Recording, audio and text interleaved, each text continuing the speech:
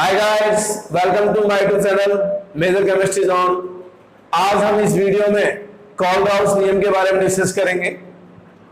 Kohlrausch नियम को समझने से पहले आपके माइंड में यह पॉइंट क्लियर होना चाहिए कि what means of infinite dilution. तो मैंने लास्ट वीडियो में आपसे ये डिस्कस किया था कि जब मोलर कंडक्टिविटी और इक्विवेलेंट कंडक्टिविटी की वैल्यू कांस्टेंट हो जाए तो the concentration of electrolytic solution will be zero. मेरा कहने का मतलब ये है, जब कंसंट्रेशन की वैल्यू जीरो हो जाती है तो मोलर कंडक्टिविटी और इक्विवेलेंट कंडक्टिविटी दोनों की वैल्यू कांस्टेंट हो जाती है और ये पॉइंट ही इनफाइनाइट डाइल्यूशन कहलाता है। तो उसी को हम मद्देनजर रखते हुए कोलराउस नियम को अच्छे से समझेंगे।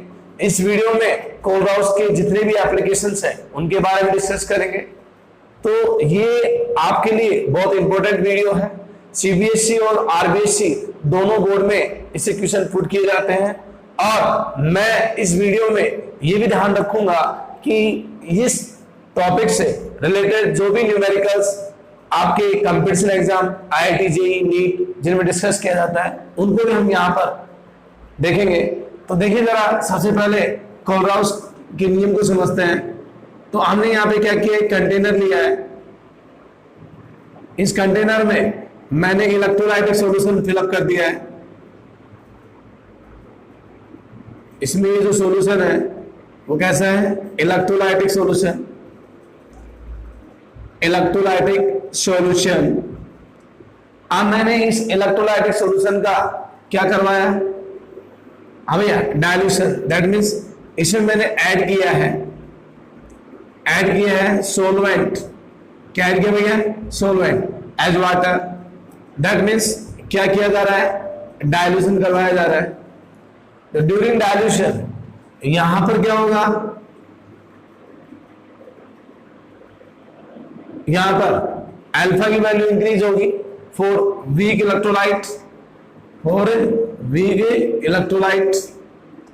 तो यहां पर आयंस बनेंगे, कैटायंस, दैट मीन्स एनायंस। ये आयंस यहां पे फॉर्म होना शुरू होंगे।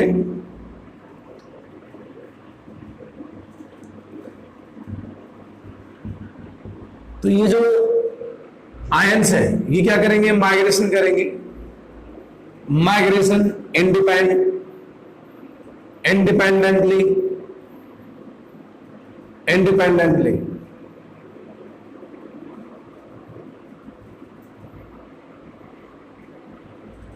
आजी,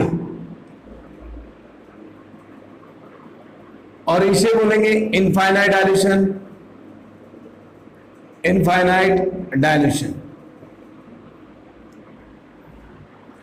तो मेरे कहने का मतलब ये है कि इलेक्ट्रोलाइटिक सॉल्यूशन को यदि आप डाइल्यूट करोगे तो डाइल्यूट करने के दौरान में जो मोलर कंडक्टिविटी और इक्विवेलेंट कंडक्टिविटी दोनों पे जो इफेक्ट होगा उसका सीधा सीधा संबंध यहां पर जो कैटायंस और आयनाइन के द्वारा जो आयनिक कंडक्टिविटी जनरेट है उससे होगा।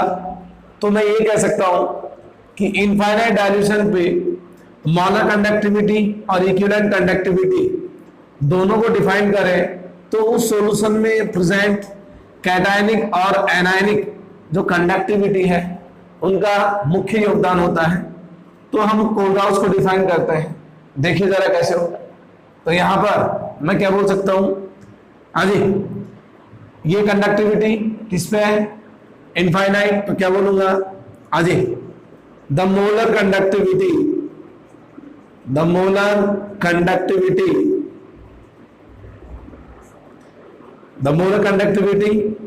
Of any electrolyte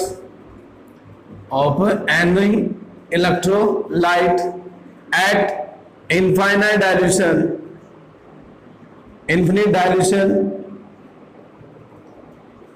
dilution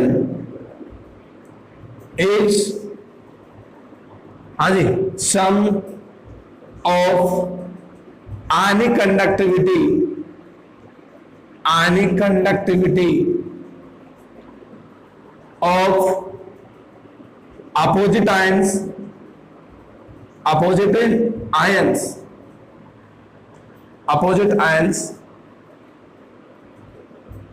of electrolyte is called molar conductivity. It's called molar conductivity. ये फिर मैं इसको सेकंड वे से भी डिफाइन कर सकता हूं. यहां पर मैं बोल सकता हूं the limiting molar conductivity. The limiting molar conductivity of any electrolyte is the sum of ionic conductivity of opposite ions of electrolyte is called molar conductivity. तो हम यहां पर यूज कर सकते हैं इस टर्म्स की जगह हम यहां यूज कर सकते हैं लिमिटिंग मोलर कंडक्टिविटी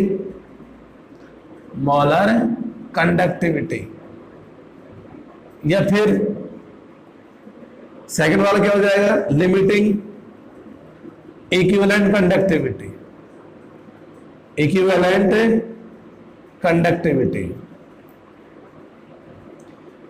कंडक्टिविटी के लिए हम क्या करेंगे यहां पर एन फैक्टर का यूज करेंगे. तो आपको समझ में आया होगा कि यहां पर कोलराउस का यूज करें तो कोलराउस क्या कह रहा है इनफाइनाइट डाइल्यूशन पे जो मोलर कंडक्टिविटी है या इक्विवेलेंट कंडक्टिविटी है वो सॉल्यूशन में प्रेजेंट आयंस की आयनिक कंडक्टिविटी के सम के योग के बराबर है. तो यह बात आपको समझ में आ गई होगी. अब हम इसको थोड़ा मैथमेटिकली लेते हैं. तो सभी गाइस बने रहिए. देखिए जरा सपोज दैट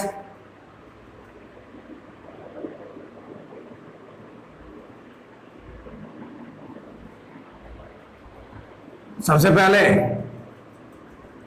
NaCl का इलेक्ट्रोलाइटिक सॉल्यूशन लेते हैं. अब NaCl जो है वो ब्रेकआउट होगा Na+ और Cl-. यहां Na+ का कोफिशिएंट 1 है और Cl- का 1 है. तो रिप्रेजेंट करेंगे इन कोलराउस लॉ. तो क्या हो जाएगा लैम्डा डिनोट. ये जो आपको डिनोट दिख रहा है इसका मतलब क्या है. इसका मतलब ये है कि यहां पर जो कंसंट्रेशन की वैल्यू है वो क्या है 0. That means infinite dilution. और यहां पे मैंने लिख दिया NaCl is equals to lambda m infinite Na+ plus Cl-. तो यहां हमने NaCl की मोलर कंडक्टिविटी डिफाइन की with the help of Kohlrausch law at infinite dilution. इसी तरह हम सेकंड एग्जांपल की यूज करेंगे और ये है MgCl2. तो MgCl2 को कैसे करेंगे Mg+2 प्लस में 2 क्लोराइड आयन. तो क्या करेंगे MgCl2 denote is equals to denote Mg+2 plus how many coefficient 2. तो यहां पे डिनोट यहां पे क्या Cl-. तो ये MgCl2 के बारे में लिख सकते हैं. इसी तरह आप आंसर नंबर AlCl3 को ब्रेकआउट करेंगे Al+3 प्लस में 3Cl-. तो कोलराउस में रिप्रेजेंट करेंगे तो AlCl3 denote is equals to यहां पर क्या जाएगा Al+3 डिनोट प्लस 3Cl-. ध्यान रखना न्यूमेरिकल्स में अगर आपने कोफिशिएंट लिखना भूल गई तो आपका आंसर एकदम क्या हो जाएगा गलत. इसी तरह मैं फोर्थ के मूव करता हूं. जैसे फोर्थ एग्जांपल है Al2SO4 का होल 3. तो ब्रेकआउट हो जाएगा 2Al+3 प्लस में 3SO4-2. तो इसको कोलराउस में रिप्रेजेंट करेंगे तो Al2SO4 का whole 3 denote is equals to 2Al+3 denote plus 3 इधर क्या आ जाएगा सल्फेट -2. तो हम इस प्रकार कोलराउस में एल्यूमिनियम सल्फेट को भी रिप्रेजेंट कर सकते हैं। तो सो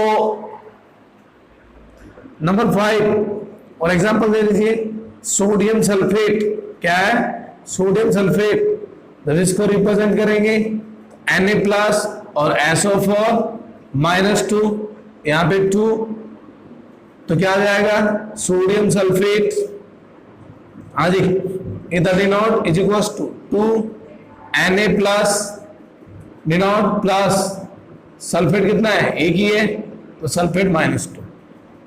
तो इस प्रकार हम किसी भी इलेक्ट्रोलाइट को कोलराउस के लॉ में रिप्रेजेंट कर सकते हैं। अब हम इसी वीडियो में आगे मूव करेंगे एप्लीकेशंस ऑफ कोलराउस लॉ, एक एक एप्लीकेशंस को देखेंगे। तो सभी स्टूडेंट्स वीडियो में लास्ट तक बने रहिए। एप्लीकेशंस ऑफ कोलराउस लॉ, तो देखिए जरा, एप्लीकेशन नंबर फर्स्ट क्या होगा, determination of molar conductivity at infinite / equivalent conductivity at infinite of weak electrolyte at infinity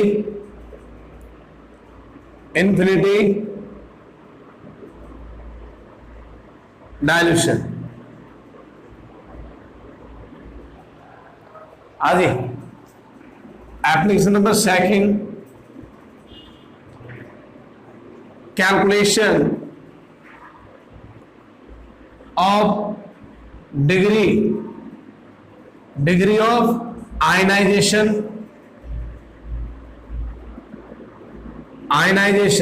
degree of ionization, that means alpha।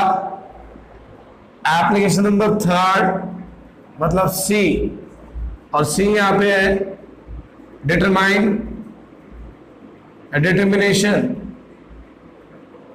Of dissociation constant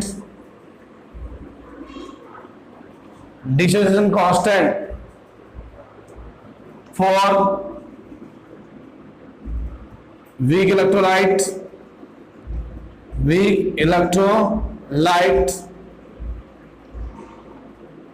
like as acid, base and salt, that means के। अब यहाँ के क्या हो सकता है, acid के लिए के हो जाएगा, बेस के लिए के बी, और साल्ट के लिए के सी। तो हम एक एक एप्लीकेशंस को स्टडी करते हैं। तो सभी स्टूडेंट्स इंटरेस्ट लीजिए with Kohlrausch law. Application number 1, determination of molar conductivity and equivalent conductivity of electrolyte, weak electrolyte eight infinite dilation. तो हम इसको एक एग्जांपल के साथ समझते हैं। आपको करना क्या है, किसी भी वीक इलेक्ट्रोलाइट की मोलर कंडक्टिविटी या equivalent conductivity at infinite dilation पे आपको डिटरमाइन करनी है। तो आप इस एप्लीकेशन में किसी स्ट्रॉन्ग इलेक्ट्रोलाइट का हेल्प लेंगे। तो देखिए जरा कैसे होगा। मान लीजिए मेरे को ये क्वेश्चन दिया हुआ है, एग्जांपल है, सपोज दैट मेरे को acetic acid COOH, this is weak acid, इसका मेरे को क्या ज्ञात करना भैया, इनफाइनाइट डायल्यूशन पे मोलर कंडक्टिविटी डिफाइन करनी है। तो मेरे को ये पता है कि इसकी मोलर कंडक्टिविटी सीधा इसके एनाइन और कैटाइन पे डिपेंड करता है। तो ये ऐसे हो जाएगा H+। अब ध्यान दीजिए इस एप्लीकेशन में क्या है, इस एप्लीकेशन में ये करना है, स्ट्रॉन्ग इलेक्ट्रोलाइट की हेल्प के साथ आपको वीक इलेक्ट्रोलाइट की मोलर कंडक्टिविटी या इक्विवेलेंट कंडक्टिविटी कैलकुलेट करनी है। तो देखिए आपको गिवन है,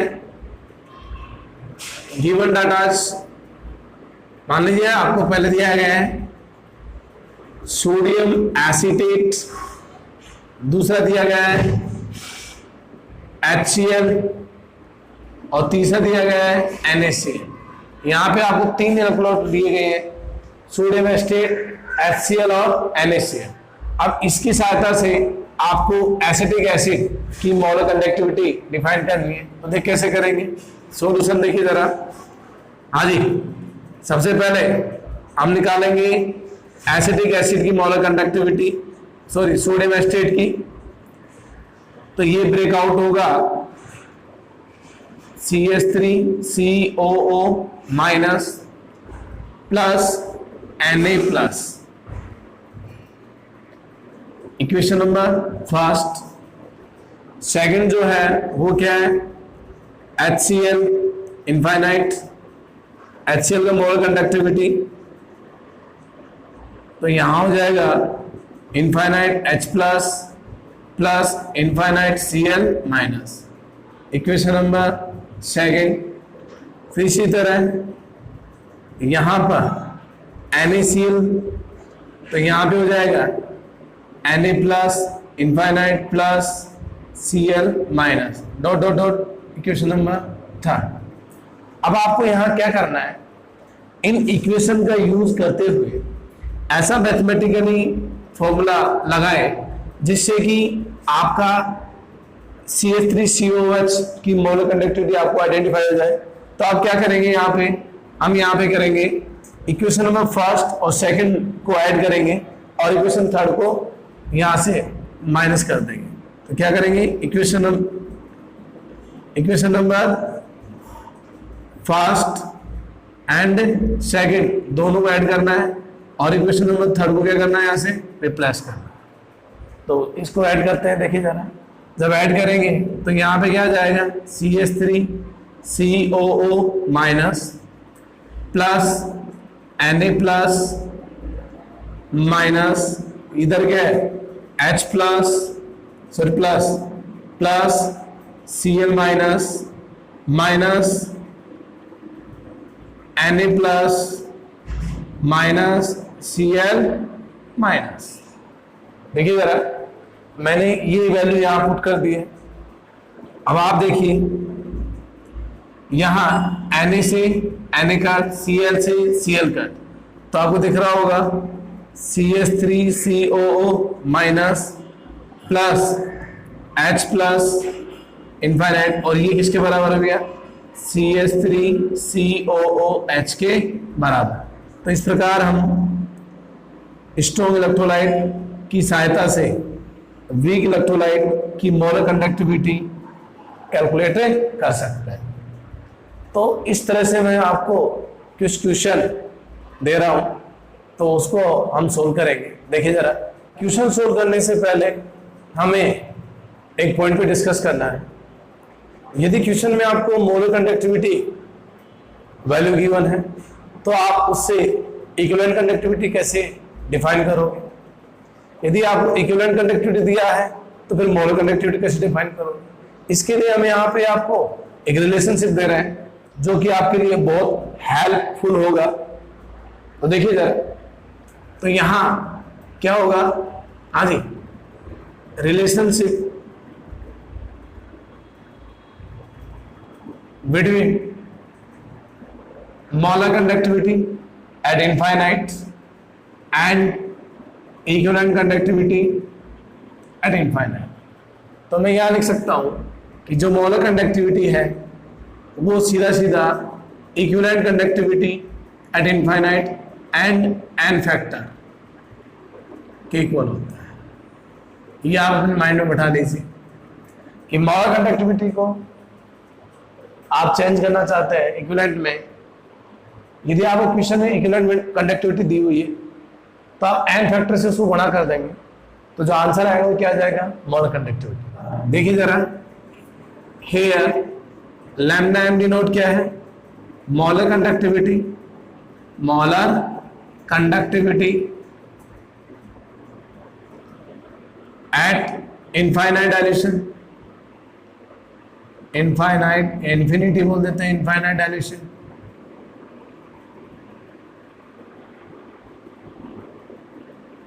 हाँ जी, इसी तरह यहां पर क्या लिखेंगे, इक्विवेलेंट कंडक्टिविटी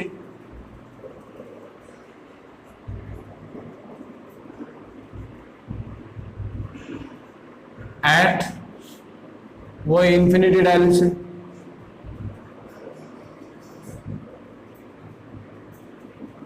और यहां पर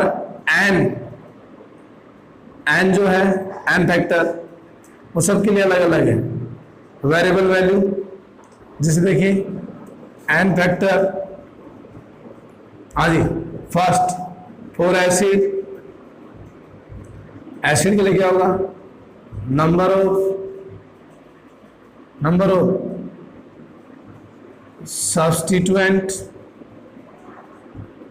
H plus, second for base number of substituent OH minus, और थर्ड क्या है फॉर साल्ट। साल्ट पे क्या लिख देंगे यहाँ पे, अब भैया चार्ज ऑन आयंस। अब इस प्रकार निकाल सकते हैं। अब हम क्वेश्चन डिस्कस करेंगे ईच बाय ईच। आज ये आपको पहला क्वेश्चन दिया हुआ है, एल्युमिनियम सल्फेट के लिए मोलर कंडक्टिविटी की वैल्यू P दे रखा है, HCl के लिए Q और H2SO4 के लिए R। यहां आपको एग्जाम में डाटा मिलेगा, दशमलव कोई भी संख्या हो 100 200 समथिंग जो भी है।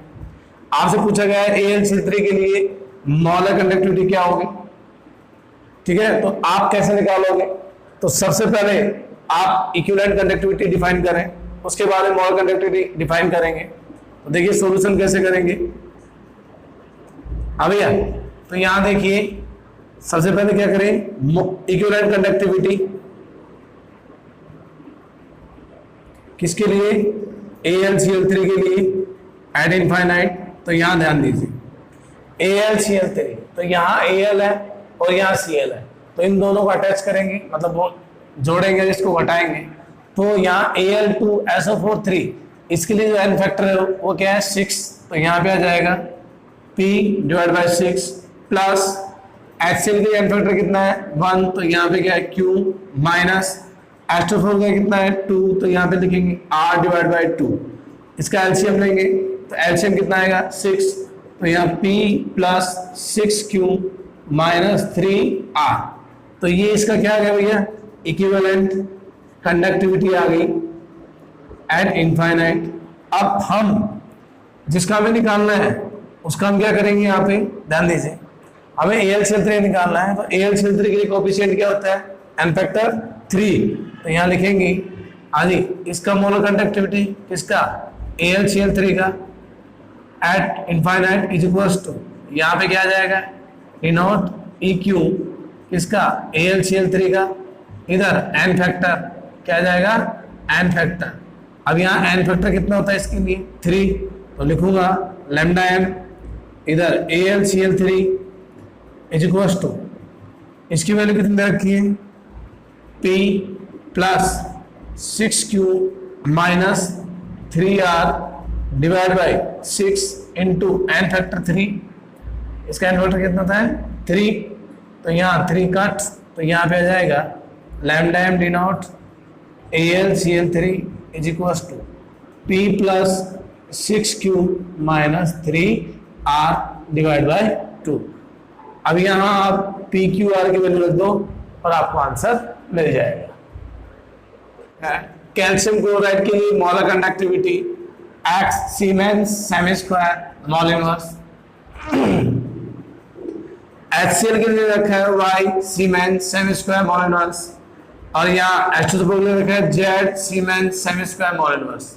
यहाँ आपको एग्जाम में यहाँ कोई डाटा मिलेंगे मैथमेटिकली, और यहाँ पे आपने पूछा है कैल्शियम सल्फेट की मोलर कंडक्टिविटी क्या होगी, तो हम इसे सोल्व करेंगे। तो सोल्व करने से पहले हमें क्या निकालना है, equivalent conductivity of calcium sulphate. सबसे पहले इक्विवेलेंट कंडक्टिविटी निकालेंगे कैल्शियम सल्फेट की इज इक्वल्स टू, यहाँ ध्यान दो कैल्शियम सल्फेट के लिए क्या होगा, ये जो यहाँ पे दे रखा है इक्वेशन नंबर फर्स्ट, और यहाँ पे क्या है इक्वेशन नंबर सेकंड और इक्वेशन नंबर थर्ड। तो फर्स्ट और थर्ड को ऐड करेंगे और सेकंड वाले को घटा देंगे, तो यहाँ पे क्या होगा, इसका कोफिशिएंट, इसका जो n फैक्टर है वो क्या है 2, तो यहाँ x डिवाइड बाई 2 प्लस इसका जो n फैक्टर है वो भी क्या है 2 z डिवाइड बाई 2 माइनस, हाँ जी HCl का कितना है 1, तो यहाँ आ जाएगा y डिवाइड बाई 1, इसका एलसीएम लेंगे, एलसीएम कितना आएगा 2, तो यहाँ पे x प्लस z माइनस में 2y, तो ये इसका ये क्या आ गया भैया, इक्विवेलेंट कंडक्टिविटी आ गई। क्या आ गई ये, कैल्शियम सल्फेट की इक्विवेलेंट कंडक्टिविटी एट इनफाइनाइट। अब हमें क्या निकालना है, मोलर कंडक्टिविटी। तो कैसे करेंगे, हाँ जी वही तरीका, molar conductivity of calcium sulphate is equals to equivalent conductivity of calcium sulfate into n factor of calcium sulfate। अब कैल्शियम सल्फेट का n फैक्टर कितना होता है 2, तो यहाँ लिखेंगे molar conductivity of calcium sulphate is equals to equivalent conductivity कितना भी x प्लस y माइनस में 2z, sorry x plus z minus में 2y डिवाइड बाई 2, तो इसका n फैक्टर कितना है 2 से 2 कट, तो यहाँ पे आ जाएगा इनफाइनाइट, इधर कैल्शियम सल्फेट, हाँ जी is equals to x plus z minus में 2y। तो इस इक्वेशन की सहायता से हम कैल्शियम सल्फेट के लिए मोलर कंडक्टिविटी एट इनफाइनाइट पर ज्ञात कर सकते हैं। आपको ये क्वेश्चन में वैल्यू दी होगी x, y और z के।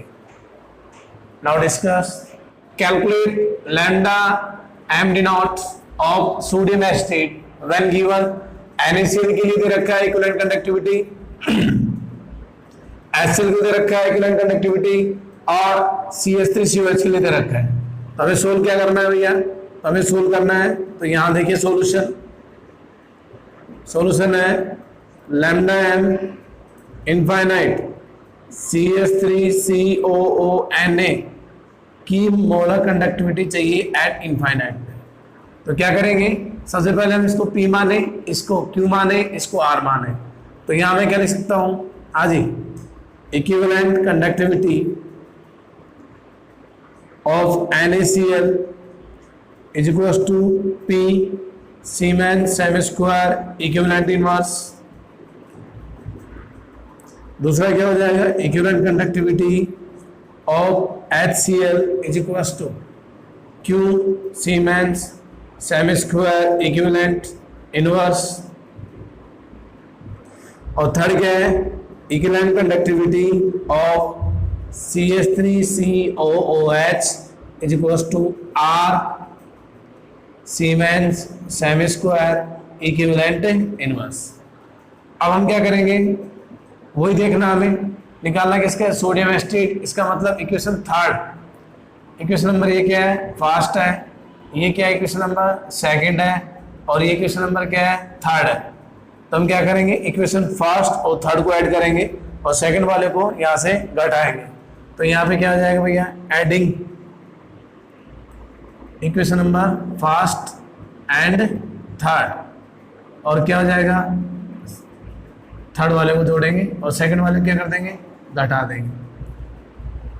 तो यहाँ पर देखते हैं करते भैया इसका, तो देखिए equivalent conductivity at CH3COONA is equals to, ध्यान दें, हाँ जी इसको जोड़ना है, इसका n फैक्टर कितना है 1, इसका भी n 1, तो यहाँ पे क्या जाएगा R प्लस P और माइनस में Q, क्योंकि सभी के लिए n फैक्टर क्या है 1 1, और जब n फैक्टर 1 होता है तो इक्विवेलेंट कंडक्टिविटी और मोलर कंडक्टिविटी दोनों ही क्या होती है, सेम होती है। तो यहाँ पे क्या रखेंगे, equivalent conductivity at infinite CH3COONA is equals to, R की वैल्यू कितनी दे रखी है भैया, R की यहाँ पे क्या है 100, सॉरी R की वैल्यू कितनी है 390 प्लस P की वैल्यू कितनी है 110 minus 100 is equals to 500 minus में 100 is equals to 400 siemens semi square और इक्विवेलेंट इनवर्स। यहाँ पर ये किसका आ गया भैया, equivalent conductivity of sodium acetate. आपसे क्वेश्चन में क्या पूछा गया है? Molar conductivity. तो मैंने सुना है जब n फैक्टर 1 होता है तो मोलर कंडक्टिविटी और इक्विवेलेंट कंडक्टिविटी दोनों क्या होती है भैया? सेम होती है। तो equivalent conductivity equal to molar conductivity when n factor is equal to 1।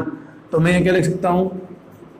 Molar conductivity of CH3COO Na is equals to 400 Siemens semi square of mole inverse. It is answer of this question.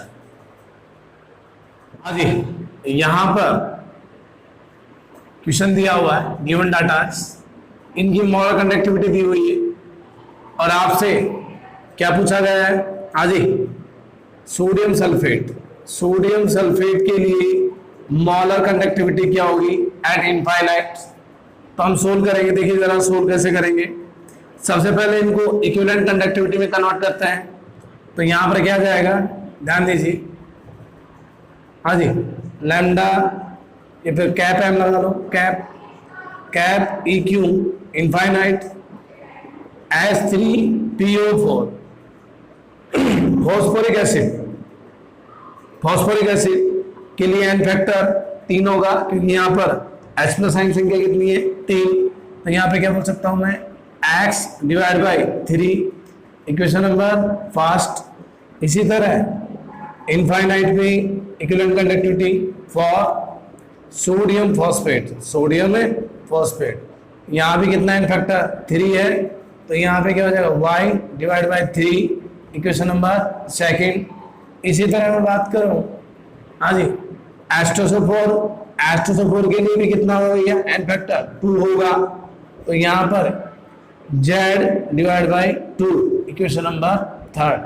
हमें किसका निकालना है? Sodium sulphate का। तो यहाँ देखिए, यहाँ equation number third और सेकंड को जोड़ेंगे तो यहाँ पे क्या हो जाएगा? हाँ भैया, equation number second plus equation number third add और इक्वेशन नंबर फर्स्ट, यहाँ से क्या हो जाएगा? माइनस करेंगे।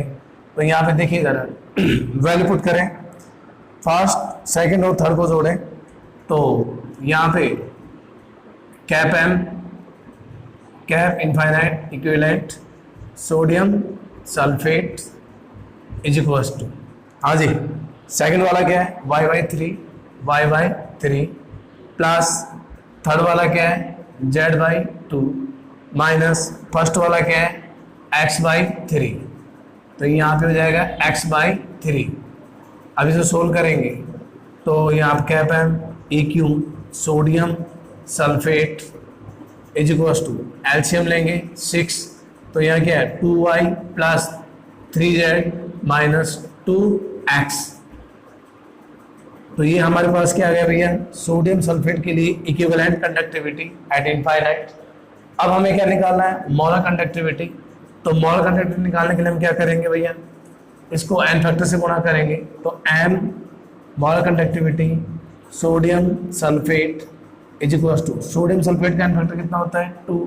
तो यहाँ पे है 2, यहाँ पे लिखेंगे इक्विवेलेंट कंडक्टिविटी किसकी? सोडियम सल्फेट की, हाँ जी, इनटू n फैक्टर से गुना करेंगे और सोडियम सल्फेट का n फैक्टर कितना होता है? 2। तो यहाँ पे क्या लिख सकता हूँ मैं?